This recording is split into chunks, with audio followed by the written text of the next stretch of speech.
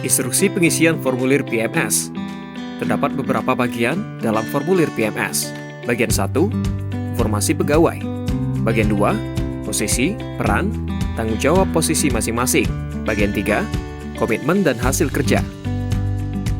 Bagian 4, rating, peringkat. Dan bagian 5, tindak lanjut. Peran dalam pengisian formulir PMS. Bagian pertama sampai bagian 3 akan diisi oleh karyawan, dan bagian keempat dan 5 akan diisi oleh pimpinan atau atasan. Bagian 1, informasi pegawai. Karyawan menuliskan data seperti nama lengkap, nomor pegawai, departemen dan posisi, lokasi bekerja, dan nama pimpinan bila belum terisi, serta lama waktu periode yang di-cover dari Januari hingga Desember, terkecuali untuk karyawan yang baru memulai pekerjaannya di bulan tertentu. Bagian 2, peran atau tanggung jawab posisi masing-masing. Karyawan menuliskan gambaran umum dari fungsi posisinya di departemennya masing-masing. Bagian 3A, kinerja. Dalam kolom 3A.1, tuliskan target individu berdasarkan keselamatan dan kepatuhan. Contoh, tidak ada insiden kerja, tidak ada kecelakaan dalam berkendara, atau memberikan observasi pada observation card.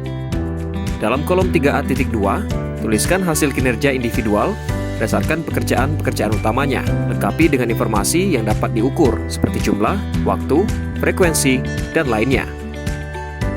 Dalam kolom 3A.3, tuliskan hasil kinerja individual yang tidak berhubungan langsung dengan pekerjaan utama, seperti menjadi internal auditor atau menjadi panitia vaksin. Bagian 3B, pengembangan. Dalam kolom ini, tuliskan aktivitas yang dilakukan untuk pengembangan diri atau orang lain, seperti mengikuti training, menjadi trainer, atau menjadi mentor. Bagian 3C, perilaku dan kepemimpinan. Bagian 3C.1, teamwork and communication.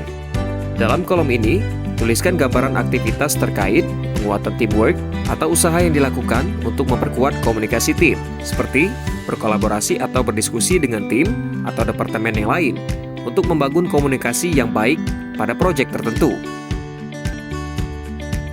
Bagian 3C.2, fleksibilitas. Dalam kolom ini, tuliskan seberapa fleksibel Anda dalam menerima tugas-tugas baru atau menggantikan rekan kerja yang tidak hadir. Bagian 3C.3, disiplin. Pada kolom ini, data akan disediakan oleh HR departemen. Setelah selesai, karyawan diminta untuk menyerahkan PMS kepada atasan. Pada kolom first rating, pimpinan terlebih dahulu mengevaluasi isi PMS anggotanya, lalu mengisi rating pada setiap kolom informasi yang berada di sebelah kanan lembar PMS. Berikut ini adalah metode penjumlahan rating PMS. Pada dokumen soft file, metode perhitungan telah tersedia secara otomatis. Pada kolom final rating, bagian ini akan diisi oleh kepala departemen setelah melakukan pertemuan dengan GM dan HR.